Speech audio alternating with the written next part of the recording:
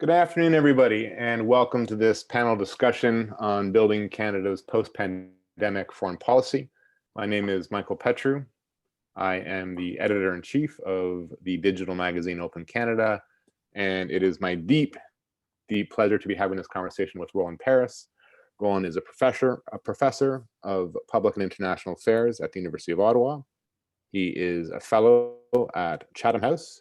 He is a former foreign policy advisor to Prime Minister Justin Trudeau, and he is one of Canada's leading thinkers and public scholars on Canadian foreign policy and Canada's place in the world. I was thrilled that he wrote for us in our inaugural issue about some of the challenges that Canada will face in this post-COVID world. He's written excellent discussions of a similar topic for the Public Policy Forum. He has written about the larger erosion of the liberal international order and some of the challenges that presents for Canada specifically and for our democratic allies as well. So I'm extremely happy that you've joined us, Roland. Thank you very much. I also want to thank the University of Ottawa's Centre for International Policy Studies, which, along with the Canadian International Council, the publisher of Open Canada, is co-hosting this panel discussion. Roland, if I may, I want to ask you a broad question about Canadian foreign policy and Canada's place in the world.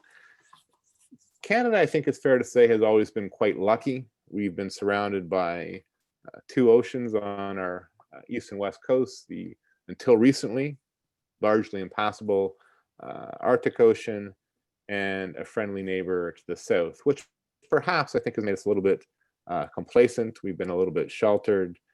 But your contention, and I think many people would agree with you, is that this is changing and that Canada must pay more attention to some of the foreign policy challenges that are unrolling before us than we have previously. Can you talk a little bit about that to start us off?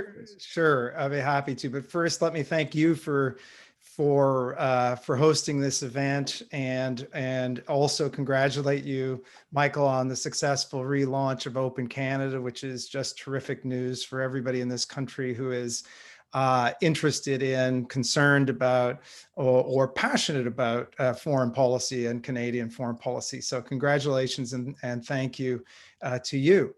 You're asking about the changing, a big question about the changing environment that we find ourselves in. And I think it's true that for many Canadians, there have been some development in the last few years, developments that have come as nasty surprises and also disorienting developments. We're not used to being targeted for punishment by emboldened authoritarian regimes. We're not used to having the United States describe some Canadian products as quote unquote national security threats to the United States, or to place so much less stock in what we have considered the longstanding friendship and alliance between our two countries. We're not used to a world of such rapidly eroding international institutions and norms and rules. And while Trump has been responsible for some of these developments, I think it's easy just to point at Trump and say, here's the problem. But in truth, these kinds of trends have been largely the result of longer term shifts taking place in international politics. And they've been happening for some time. And we need to get our minds around these changes because these changes aren't just going to go away.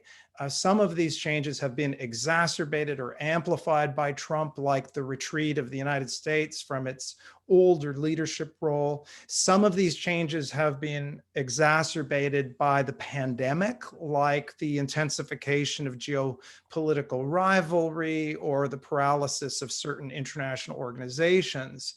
But we need to be thinking in Canada in terms of how we are going to operate and survive and thrive in the world that's emerging, not the one that we've known. And you mentioned that we have been largely insulated from a lot of these challenges. In the past, we've been able to rely on privileged access to the biggest and richest market in the world. We have been largely distant from more direct challenges to our security, to the well-being of Canadians. And all of a sudden, all of these challenges combining and kind of converging into the pandemic crisis and an economic crisis, of course, are leading everyone to be concerned about what does this all mean. But some of these trends are going to be with us after the pandemic is over and after the economic crisis is over. And this is what I've argued, is we need to spend some of our time thinking about what's our foreign policy going to be after this immediate crisis is done. Okay, thank you. Roland, I have a number of questions I want to ask you, but I'm sure the audience does as well. So I just want to spend a minute to explain how we're going to make that possible. So you in the audience who will see a Q&A option on your Zoom screen. Simply write your question there. As these come up, I will draw from them and hopefully get a nice diversity of questions put to Roland. That'll be in about, depending on how our conversation goes, maybe 20 minutes or so, half an hour from now. I'm going to selfishly hog the microphone for a while, but then it's important for me to open that up as well. There are two, I think, pressing issues. The first, on a lot of people's minds, I think, is the U.S. election, and I do have questions about that. But if I could just park that for a second, because I am intrigued by your statement, and you've talked about this in the past, how the COVID-19 pandemic has intensified some of these challenges, some of these rivalries. Most of us think of COVID as a health challenge. It means we social distance, we skip Thanksgiving, but you're suggesting it has much wider ranging ramifications. Can you talk a little bit about that, please? Well, for sure. We won't know what the longer term ramifications of this emergency will be for a long time. That's one thing for sure. You look back at kind of large shocks in the past. Consider the effects of 9/11. Who could have guessed, a month after or even 6 months after the attack on the World Trade Center, what the kind of decadal effects of the US response to that strike would be for Central Asia, for the entire Middle East, for America's reputation in the world, for the attitude of Americans about whether or not they want to be paying the price for a forward-leaning foreign policy. And those are just some of the reverberations of 9/11. Or even think about a much smaller crisis, which seemed enormous at the time, the 2007 to 8 financial crisis, and think about the reverberations that had arguably contributed to the rise of a kind of populist backlash against economic elites and other elites. So we don't know what the consequences longer term of the pandemic will be. It's not necessarily all bad news. We are seeing some changes in social programs in a number of countries that could be addressing long-standing problems that weren't being addressed before, like how to support workers who are in the gig economy, who don't have access to the kind of job-related benefits that those with more full-time employment have. We might also see positive response in terms of countries realizing, hopefully, that they absolutely must cooperate in order to distribute a vaccine and prevent another pandemic from happening. So maybe this crisis will actually help to underscore the importance of international cooperation and underscore the importance of a functioning, effective, responsive state. All of those things are good.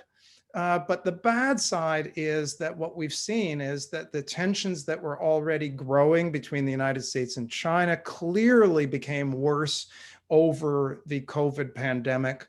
Some of those tensions played themselves out in international organizations, most obviously in the World Health Organization, which became a kind of a pawn, or more, maybe more accurately, it was an arena for this geopolitical rivalry. In the end, it impeded the ability of basically the world's only major global public health agency to be able to respond to the biggest global public health crisis in a generation. So in many ways, the pandemic has exacerbated some of these trends. Of course, the shutting of borders for good health reasons, but there are nativist and America first or your country firsters around the world who have celebrated the reduction in the movement of outsiders into their countries, and whether we see a full movement back to the kind of fluid movement across borders, we'll have to see. But anyway, I mean, I could continue unpacking that, but gives you a sense of at least how I see what the impact of this has been so far. Okay, let's talk about the U.S. election. I think this is top of mind for, and this is absolutely, of course, related to some of these nativist trends that you're talking about that have been intensified by the pandemic. Trump's presidency predates COVID, of course, as does his nativist chauvinism. A lot of Canadians, I think, polls suggest or would prefer Joe Biden is successful in his bid for the presidency. And are hoping that this will lead to a return to normalcy and everything will be better and we can just forget about 4 years once Biden wins. You suggest this may be misguided hope and optimism, and that we might have to brace ourselves for some difficult times, regardless of who wins the election. Why is this? Well, yeah, I think what I'm arguing is that we have to recognize that we're dealing with a different America now. And no one should just expect things to go back to quote unquote normal. Now, having said that, I think that the election of Joe Biden would dramatically improve the tenor of relations between our two countries. To have a presidential candidate say that one of his priorities is to repair relations with America's closest partners, that is, a very welcome kind of message in this country. And people who are close to Biden have talked about how insulting it was for the Trump administration to impose those national security tariffs on steel and aluminum, or to be using the kind of language that Trump has used towards Canada, even threatening the Canadian people as he did at one point. Now, that's not exceptional for Trump. He's kind of an equal opportunity insulter of anyone who doesn't automatically agree with him, who isn't obsequious towards him. Nevertheless, I think that people around Biden and Biden himself have indicated that they will be pursuing a very different approach to relations with allies. So that's really good. The other really good thing is that in many respects, Biden's policy platforms are fairly closely aligned both with Canadian government priorities and Canadian public opinion, including his commitment to try to rebuild some of the rules that have been eroding in international affairs, his commitment to rejoin the Paris Climate Accord, his commitment to support democracy and human rights, both in the United States and abroad, his commitment to arms control, and the list goes on. There's a lot for Canada to work. I think the cooperation with the Biden administration would in some ways become easier just because there are more overlaps of those policy areas. But there are three, I think, big caveats. The first is that Biden and the whole US political system, if he's elected, will be very domestically focused, even more so than usual during and even in the aftermath of this extraordinary public health and economic emergency that we're experiencing. So getting Washington's attention, even with a president who considers Canada a friend or family, as Biden has said, was going to be harder than ever. The second caveat is that Biden has run on an economic, populist, nationalist platform. And he is proposing, in effect, the biggest Buy America plan in the history of the United States. And so this is another shift that's taking place in US politics. We saw this shift occurring a while ago. You remember Hillary Clinton had been a supporter of the Trans-Pacific Partnership trade deal, but then when she ran against Donald Trump in 2016, she flipped her position on that.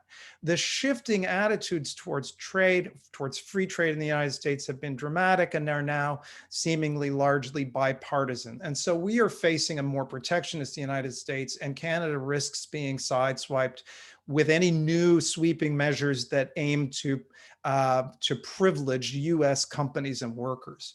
And then the final caveat I would offer to an otherwise, I think, good news story for Canada about a Biden administration would be that the United States itself will remain a deeply divided society in which America First ideas will retain traction. I mean, Trump has effectively remade the Republican Party in his own image. Of course, if he loses and he loses badly, there'll be a battle over the future of the Republican Party, but he will have imitators for a long time. And he has embedded these America First ideas as legitimate in the minds of many American voters. They are not going away. And so whatever happens, whether Trump is reelected or Biden is elected, Canadian officials are going to have to be more vigilant and nimble than ever in responding to challenges to Canadian interests. Let me ask you about number 2 and number 3 of your caveats there. And I'll start with number 2 on, kind of a protectionist trade policy. I mean, as a free trader, I'm concerned. Trump was elected. I mean, his America First policies are widely supported. And if Biden or his Democrat successor wants to be reelected, they will have to speak to those desires amongst Americans. And exactly as you articulated, this puts Canada in a tight spot. I want to ask, how do we get out of that, or can we? Everybody talks about diversification, but you can't change geography. I mean, how do we prepare for this? What do we do? Yeah, I mean, it's a great question. I totally agree with you about diversification, which is a good idea. I mean, it is a good idea to try to expand Canada's trade relations in other parts of the world, including parts of the world where economic growth is at sustained higher levels than it is with our traditional trading partners. It makes sense to try and really breathe life into the CETA, the Canada-EU trade agreement, to really breathe life into the TPP, the CPTP. I can never remember the darn thing, the Comprehensive and Progressive Trans-Pacific Partnership. It makes sense to breathe life into the Canada-Korea trade agreement. And when I say breathing life, I really mean having our own exporters and potential exporters taking advantage of the opportunities that have been created for them through the negotiation and conclusion of these arrangements. All of that is important. But as you said, you can't change geography. 76% of our exports go to the United States, and the United States will remain the preeminent trading partner for Canada no matter what. So we have to get that relationship right. Now, coming back to this point, how do you deal with a more protectionist the United States? One of the things that I mentioned in an article that I wrote for the Globe and Mail on Saturday is that this protectionist challenge also creates an opportunity. And the opportunity is for Ottawa to pitch to whether it's a re-elected Trump administration or a new Biden administration, bilateral approaches for some of the challenges that the United States is confronting.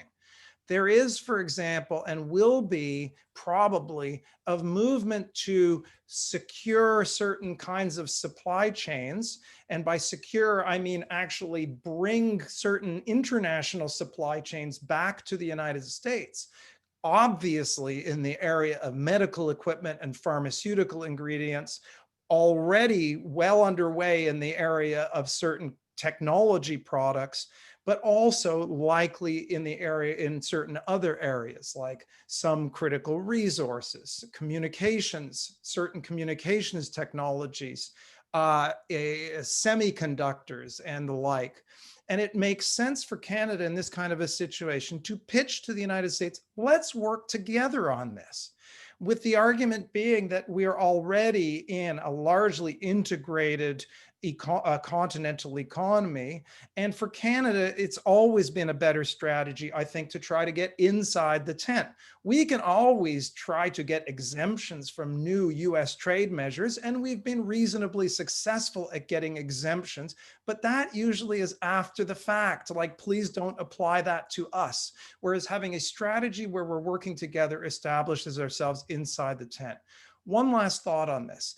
There is a tension in Joe Biden's position on these issues. If you read his campaign documents closely, he says on one hand that he, with his green recovery plan and his Buy America plans and his innovation plans, that he wants to bring jobs and manufacturing back to the United States. But there are also parts of those plans where he says that he wants to work with allies to secure some of these supply chains. So I think there might be an opening there for Canada to make these kinds of arguments. Okay, thank you.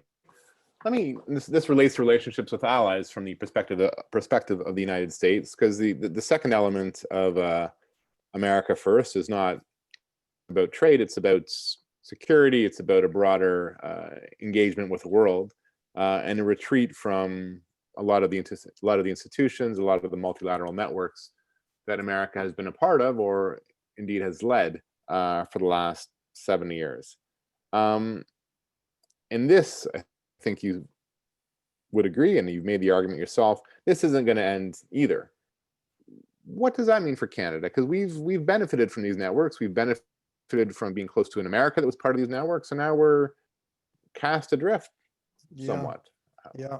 How's this going to impact us? Well, I think here there really will be a significant difference if we see a Trump re-election or a Biden election. I mean, Trump's attitude, what distinguishes Trump from previous US presidents, even those who were skeptical of multilateralism or very resistant to the idea of in any way impinging America's autonomy by making certain commitments, like the United States has never actually ratified the Law of the Sea Treaty, for example. The difference between that kind of run-of-the-mill American exceptionalism and Trumpism is that for the first time, you had an American president who was saying not just we want to maintain the United States' freedom of maneuver in the world. He was saying that all of this whole apparatus of institutions and rules and even alliances is actually harmful to America's interests. And so the difference between him and Biden is the difference really is night and day on the issue of whether the United States views its allies as a force multiplier, in a sense, for American diplomacy, and whether the US president sees structures of international rules as something that is worth it for the United States to try to sustain. Having said that, though, I think that there has been a general kind of turning away from the world in the United States. The most extreme manifestation, of course, has been in this Trumpism, but it's a version of a turning away or an America Firstism that's likely to endure. So Canada needs to be doing a couple things. One is it needs to be identifying areas of this international order that are particularly important to us. And, Canada, for example, has been doing work on trying to sustain the international multilateral trading regime. Canada created what's called the Ottawa Group, with countries from, I think, every continent came together and said, how are we going to have an appeals mechanism in the World Trade Center work when it's paralyzed? And so Canada and the European Union came up with an alternative. That's the kind of creative work that's going to be required, especially if Trump is reelected and the United States is still demonstrating hostility towards a lot of these institutions. But even if Biden is elected, these institutions are increasingly encumbered by problems that they can't solve. And tensions between the United States and China, for example, are not necessarily going to go down under a Biden administration. Those tensions will also make multilateral cooperation harder. So no matter who is elected, Canada needs to be thinking creatively about who it can work with to try to secure specific elements of this international order that are important to us. Okay. You mentioned U.S. tensions with China not ending, and of course those tensions with China exist with Canada as well. And it seems that as the United States is retreating from the world, China is becoming more assertive in a number of arenas on the world stage. This has led to severe erosion of relations between Ottawa and Beijing. How do we navigate this? I mean, they're at a low point. We have two Canadians held hostage, essentially. We have trade wars. How do we get back from this? Or in fact, do we want to get back from this? I think is a fair question to ask as well. Or is this is the era of cooperation and friendly relations with China is perhaps over, and maybe it should be, arguably. What are your thoughts? Yeah, I think, well, first of all, relations are largely frozen now because of this detainee serious situation that, and disagreement we have with China. And I don't think there's any prospect for any kind of renewal of relations as long as our two innocent citizens continue to be held effectively as pawns or hostages in a diplomatic dispute.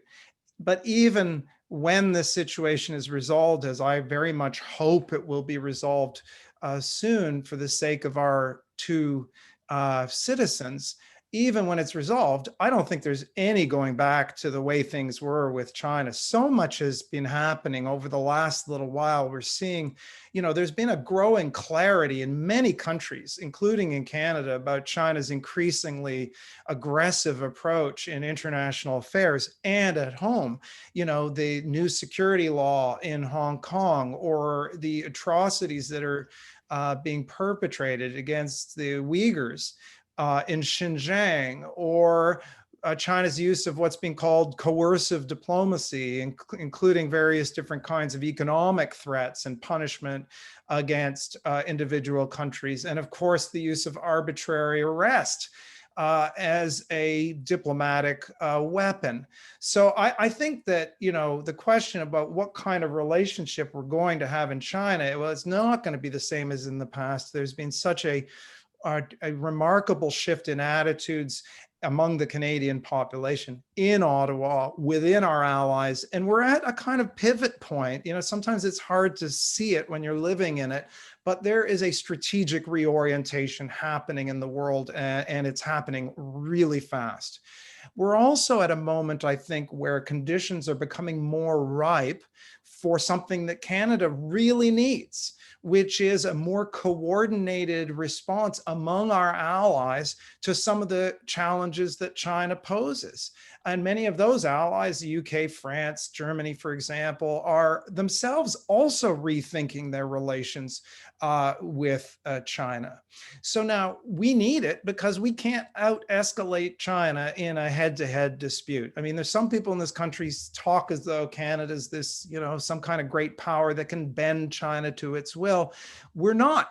Our influence comes through leveraging our relationships with other countries. And that's why we need a more coordinated response to China. But it's also important, I think, to maintain channels of communication open with China, to identify specific Chinese behaviors and to build a coalition of sorts to tell China, here are the limits, and we're going to uphold those limits and really be willing to do so, but not to make it a blanket enmity across the board. We need to be cooperating with China to deal with a number of really important international issues, global issues, obviously global public health, but also climate change, or the global financial system, which is going to be under new strain when the debt implications of all of the COVID stimulus come to bear in the coming years, not too long from now.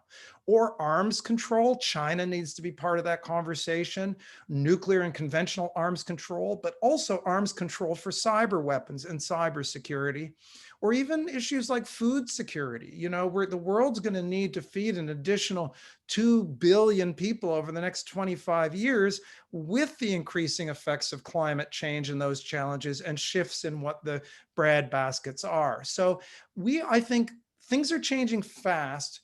Conditions are emerging, especially if Biden is elected and he's saying he wants to work with allies on China, shifting attitudes within many allied countries, shifting attitudes in Canada, and hopefully conditions emerging for a kind of grouping that will demonstrate both resolve and restraint towards China at the same time.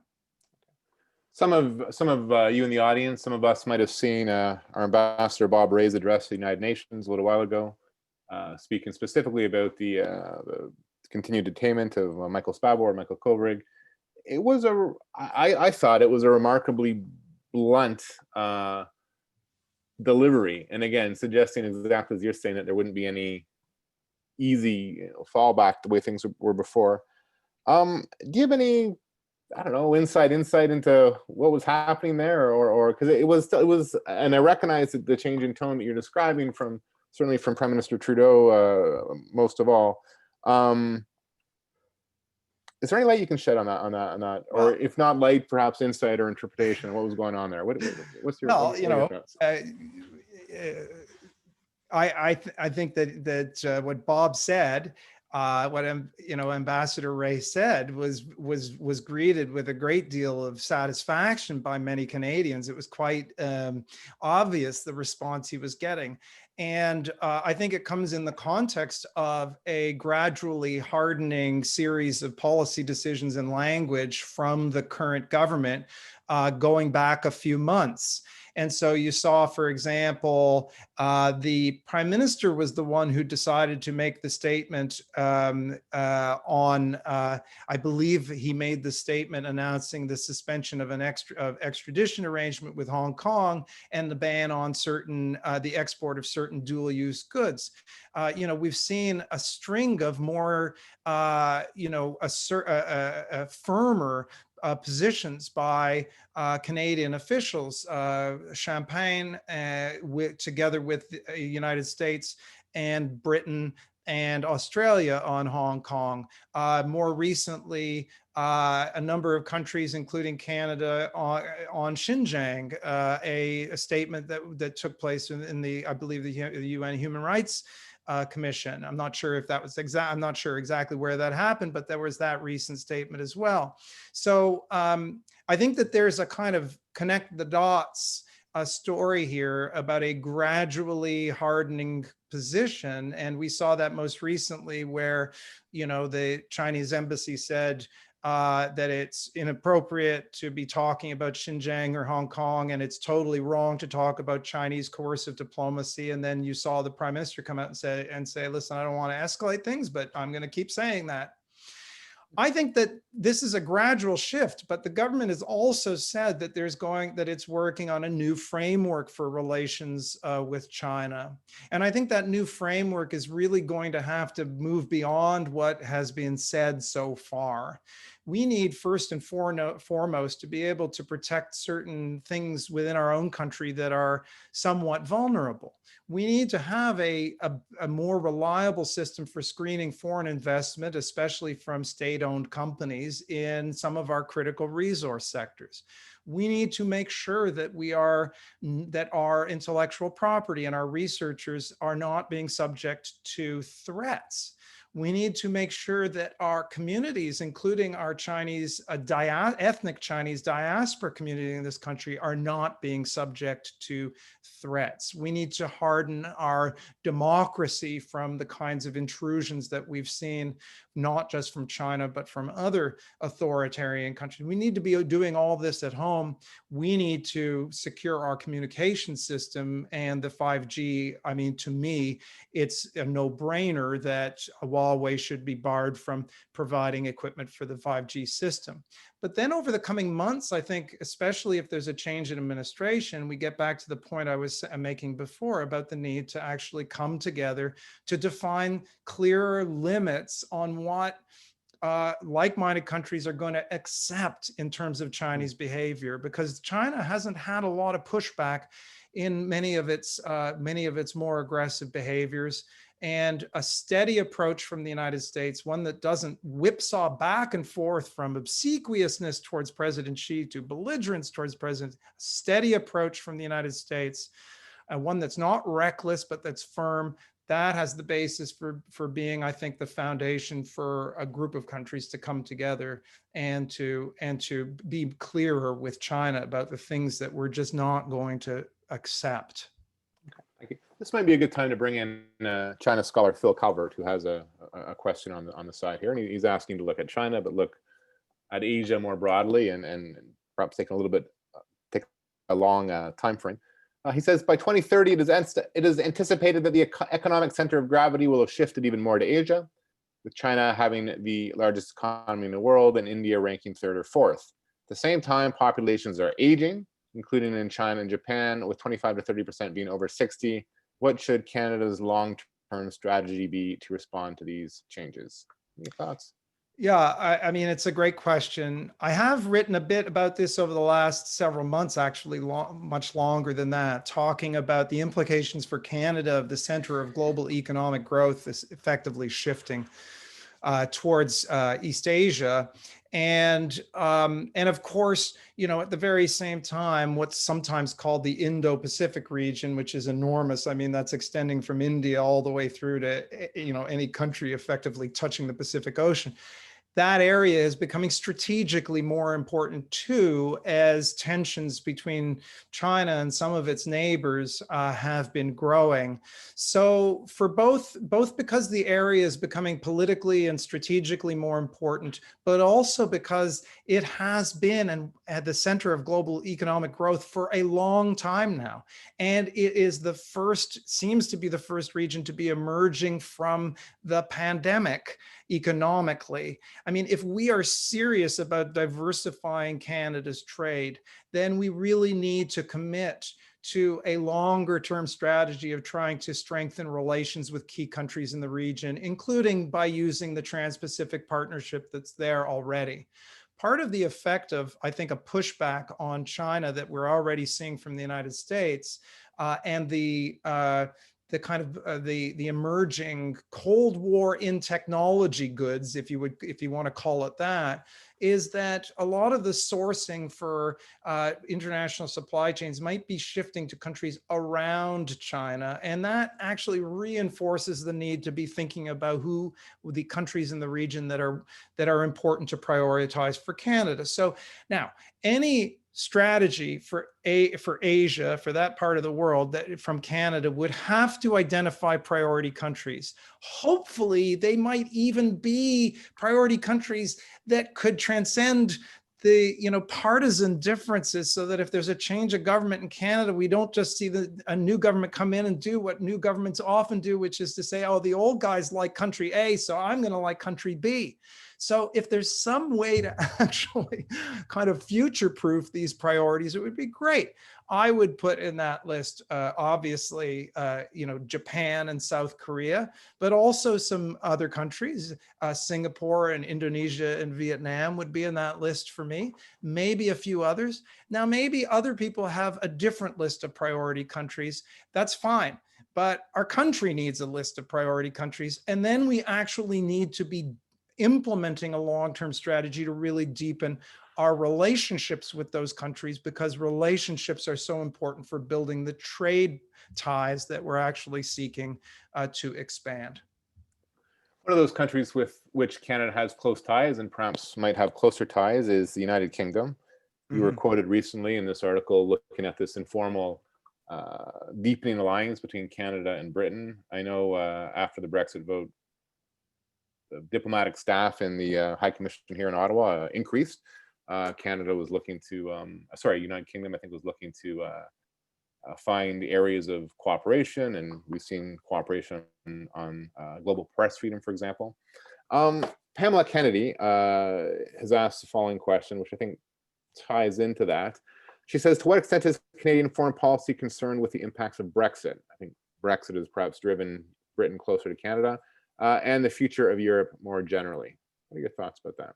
I think quite concerned in the sense that I can't imagine any Canadian government not treating our historic connection to and continuing deep connection to European partners as central to Canadian foreign policy. I think that we need to be, I was saying a few moments ago, redoubling our efforts to expand our trade relations with other countries, but we also, at this moment, with democracy in retreat and with illiberalism on the rise, we need to be working together closely with our friends.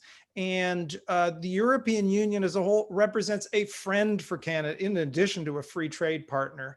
And the United Kingdom obviously is a friend for Canada. Now, the Brexit debacle has unfortunately, I think, weakened both the United Kingdom and the European Union, not least because it has turned so much leadership attention inwards to trying to manage the terms of a divorce.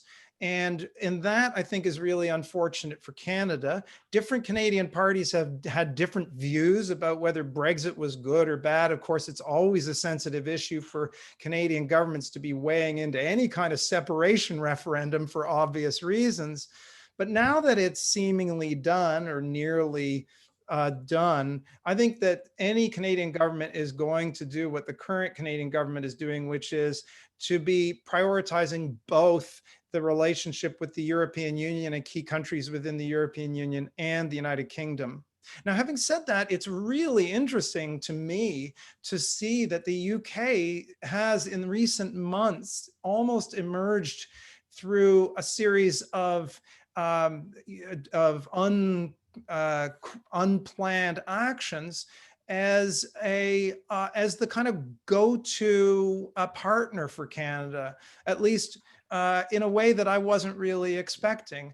And that started a year ago with co-hosting the Media Freedom Initiative, but we saw that also in the UK and Canada coordinating on Hong Kong with the United States and Australia. But then just a few weeks ago, Canada and the UK coordinated the imposition of sanctions on officials in Belarus.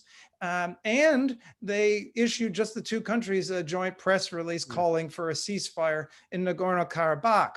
So, there is clearly a very close relationship between our foreign minister and the foreign secretary of the UK. They communicate, they both say publicly that they communicate very frequently. But I think that this also serves very much both countries' interests. Canada is looking for friends right now, including on issues where it might be hard to get the Trump administration to act quickly in conjunction with Canada. And the UK is looking to breathe life into a newly independent foreign policy where the government has promised that this global Britain, that this great foreign policy independence would demonstrate results, and working with Canada to move quickly on whether it's a Belarus sanctions or statements here or there provides the UK with at least some evidence of action with its newly independent foreign policy. One of our viewers is going to put you on the spot with a question. Judith Meyer says, "Hi Roland, do you think that Global Affairs Canada is up to the challenges you describe? And if not, what elements would you like to see reinforced or renewed?" It's a risky question in Ottawa. Hi, Judy. It's I can't see you, but thank you for the question, and I'm really glad you're tuned in. Judy was affiliated with SIPS many years ago, and now she's enjoying the much balmier temperatures of the West Coast than the snow that we've gotten in Ottawa today. I think that I think, I mean, I have conflicted feelings about my answer to that question. On one hand, I feel like complaining about the foreign ministry is something that is kind of like a perennial feature of people who are involved in foreign policy in this country, especially people working in the foreign ministry. So some of the complaints about our foreign ministry need to be taken with a big grain of salt.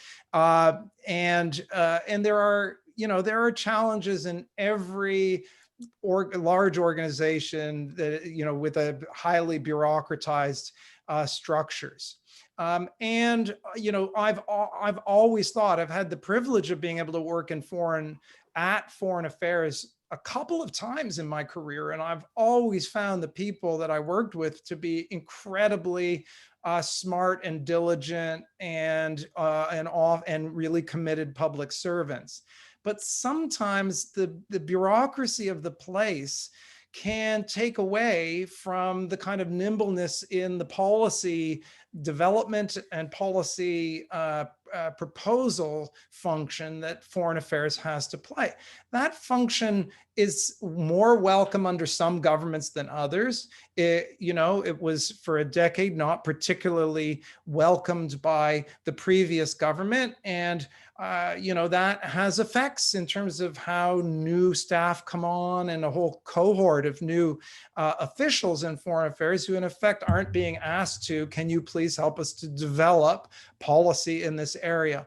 That I think has changed, but I think that there are still some challenges. One of the challenges is if we are going to prioritize, as I've argued that we should, if we're going to prioritize a longer term strategy for our relations with Asia, then we absolutely will need more Asia expertise within our foreign ministry. There are some really terrific Asia experts, but there's not a lot of them. And secondly, I really think the organization would benefit from having more people go in and out, especially having public servants spend some time working in organizations outside of government and being rewarded professionally for that experience, because I think it all is ultimately enriching, and they come back with different networks and different perspectives that they wouldn't otherwise have through just remaining within the public service.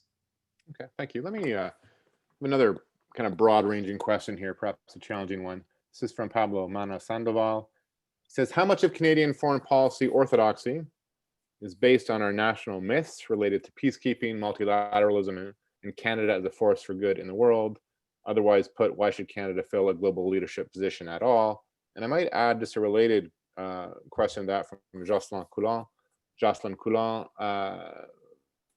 Canada used to be a voice in the world, but recently we seem to have lost our identity on the international stage. We lost twice our bid on the Security Council. We lost our capacity for initiative, his tendency to try something new, to take risks. What's going on? Related. How do you respond to those two questions? Alors, merci Jocelyn de ta question. Okay, so first of all, they are related questions, and you were right, I guess, to group them together. In a way, what they're capturing two different kinds of arguments that one often hears. One argument is that this whole Pearsonian tradition, that this is all imagined and nostalgia, and that there's this, peacekeeping myth, et cetera, et cetera, et cetera. And that tends to be one kind of argument. And the other argument is that Canada has kind of abandoned its tradition of being internationally activists. I don't agree with the premise of either argument. Yes, Canada has myths. Every country has myths about what it is and what its role is and how it sees itself and what it sees as its role in the world. So there are certainly elements of myth, and sometimes those ideas about role in the world can be, because myths are by definition, they're sticky, they stick around, they don't change overnight. Conditions can change the conditions can change, but the ideas about the role that the country performs in international affairs can persist. And so there can be a lag in kind of updating what we're thinking about the role for the country in the world with the needs. To some extent that's happening now. To some extent, that's what I'm talking about when I talk about the world becoming much different than the one that we're used to, and that we need to kind of work through the challenges of managing in this new kind of world. But I do not go so far as to toss away the kind of Pearsonian idea or to denigrate it as mere myth, because the idea of Canada as an active and creative multilateralist was something that very much emerged as a means to advance Canada's interests. That as a middle power in a world in which we did not have the weight of a superpower to throw ourselves around, but we still did have some capability to do things, it made sense for us to try to build structures of cooperation, both to stabilize our international environment so that it was safer and more beneficial for Canada, also to create voice or opportunities for Canada to have influence through international institutions. Those things very much have served Canada's interests.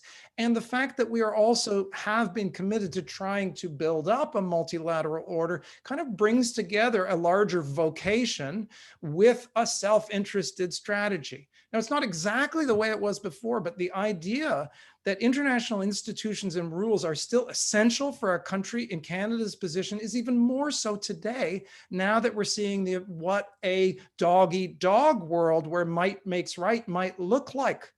And it's even more vital today that Canada exercise those kind of traditional commitment to trying to build cooperation, rules, and institutions for the same reason. It's in our interest to do so. So are we doing enough of it, I guess, is Jocelyn's point. And it's a good question. I think that partly what happened over the last few years is that the government was knocked back in a way, or off. It was knocked onto its heels by Trump's election and the immediate threat that posed to the most vital of Canadian foreign policy interests. And of course, the government had to treat that relationship as absolutely critical. And to my mind, they have done a reasonably good, if not very good job of managing Canada-US relations in an incredibly difficult and unpredictable moment. But I think one of the consequences has been that it's sucked some of the oxygen away from the rest of our foreign policy. Although I'd say, that François-Philippe Champagne, the current foreign minister, has been quite active on a number of issues. And the division of responsibility for the last several months between Chrystia Freeland as Deputy Prime Minister responsible for Canada-US relations and François-Philippe Champagne, the Foreign Minister responsible for the rest of our foreign policy, actually helped to breathe more life back into the rest of our foreign policy. How that's going to happen now, moving forward, now that our Foreign Minister is going to reclaim the responsibility for Canada-US relations, well, we'll see. Thank you. Let me squeeze in one more if I can. This is from Tanya Sifolo. Where does Africa feature in Canada's foreign policy, especially in light of Canada seeking new trade partners and the establishment of the African Continental Free Trade Area? Should Canada not seek to leverage from this agreement? I think so, for sure. I mean, it's quite remarkable what Africa is going to be doing on the cusp of this Continental Free Trade Agreement. And there are certainly some relationship markets in Africa that are vital that are potentially very important and that are important for Canada if we're thinking about trade. But it's not just about trade relations, of course. One of the silver linings of the failure to win the Security Council seat was that the last ditch effort to reach out to Africa might not have turned enough votes for Canada in time for the actual Security Council vote. But what it did do was reveal the extent to which many African countries are actually seeking closer relations with Canada, and it opened a door to be able to pursue those opportunities, whether they're trade or something else. We're talking about prioritizing. So not every country in every continent should be a priority for Canada's foreign policy. We have to start by defining what it is that we are trying to accomplish, and then where we devote limited resources is important. But if we're thinking about, okay, so where do we devote our multilateral efforts? What are the areas in which Canada really, it's worth investing efforts to try to secure and sustain existing international institutions and rules? One of them I've mentioned is the trade rules, for sure. Another is the security institutions, no doubt. But we could say that, in the areas of various different kinds of human rights and freedoms are very important too. And Canada's been really quite involved in promoting the rights of women and girls and the well-being of women and girls, which is one of the connections that's been possible with many of our African partners. They want to have the resources to be able to lift themselves up. They don't necessarily want development aid in that sense, but there are ways in which the Canadian government has been talking about development finance, somewhat controversial in some circles, but unleashing more private finance for our partners in Africa. And there's also the question about whether we're supporting democracy in the world, including in countries where they recently shifted towards more responsible and accountable institutions, and helping with those transitions, whether it's helping with civil society organizations or with advice on institution building itself. So there's a lot of opportunity for Canada to be deepening those relations. But I would come back to where I started, which is that it has to flow from a sense of what our priorities are in our foreign policy. And we can't be satisfied with the idea of being of thinking that we're accomplishing our objectives by having good relations with every country in the world. What we need to know for sure is that we are advancing relations with key countries and key partners and in key areas that ultimately matter most to Canadians. Okay. Thank you, Professor Paris. Before I wrap things up, I would like to give you the option of having the last word if there are elements that you think we've missed or points you'd like to highlight. Well, I would just say, sometimes I feel like I'm being like Dorothy Downer, or like, painting a very bleak picture. And it is true that Canada we face challenges right now. We will be facing challenges in the years to come that will be much greater than what we've faced in the past. We're going to have to work much harder, for example, to be able to secure Canadian interests in the United States than we had been used to working. But here's the flip side, is that I think that Canada is entirely able to rise to this challenge. We've already changed the way and multiplied the number of contacts that this country has in the United States. We've shown a great deal of resilience during the Trump administration. I think that kind of focus and teamwork approach and innovation to how we're doing things is very much within our capacity. And I think that the connection of this discussion to the kind of discussions that you on Open Canada and that the Canadian International Council are seeking to develop more broadly outside of formal foreign policy communities are also essential for talking about what it is that we need to do and how we're going to do it. Okay, thank you. Thank you. Well, with that, I'd like to thank Professor Roland Paris for your time and your insight today. One of the downsides of Zoom is the audience members can't express that themselves, but I know I speak on their behalf when I express our gratitude. And I'd also like to thank everyone that has everybody that has come in to listen to this. I think that advancing Canada's foreign policy needs to be a citizen-led engagement, and so I'm grateful and appreciative that you have all taken part in this conversation today as well. So thank you, Professor Paris, and thank you to everyone who's come today as well. Thanks, and goodbye to everybody. Thanks for Goodbye, joining. everybody. Take care. Goodbye. Thanks, Roland. Bye. Bye-bye.